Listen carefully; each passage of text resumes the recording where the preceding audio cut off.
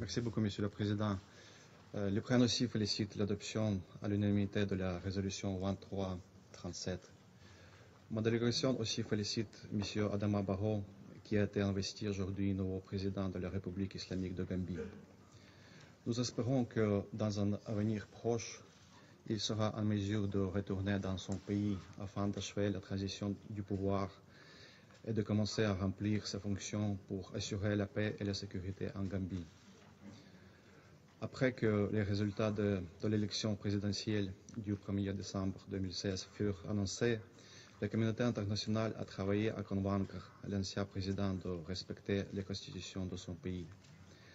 À cet égard, nous saluons les efforts de l'Union africaine, de la CEDEAO, du président nigérien, M. Buhari, agissant en son fonction de médiateur de la CEDEAO en Gambie, ainsi que les efforts de l'ancien président de la République du Ghana, M.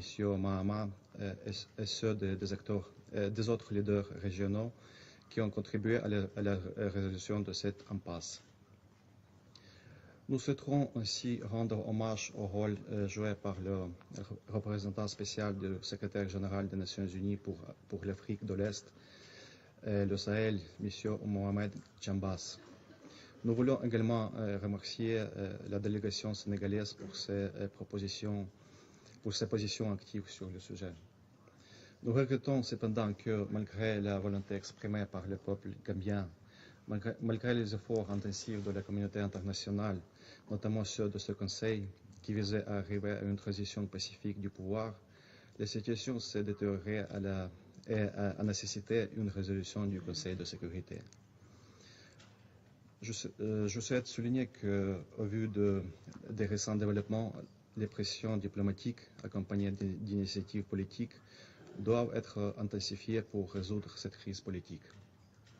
L'adoption de cette résolution est partie intégrale des efforts de garantir la paix en Gambie ainsi que de mettre en œuvre les résultats des élections.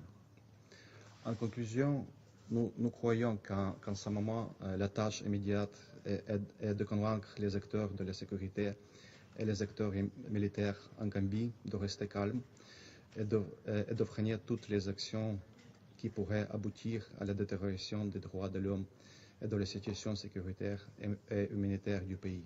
Je vous remercie, Monsieur le Président.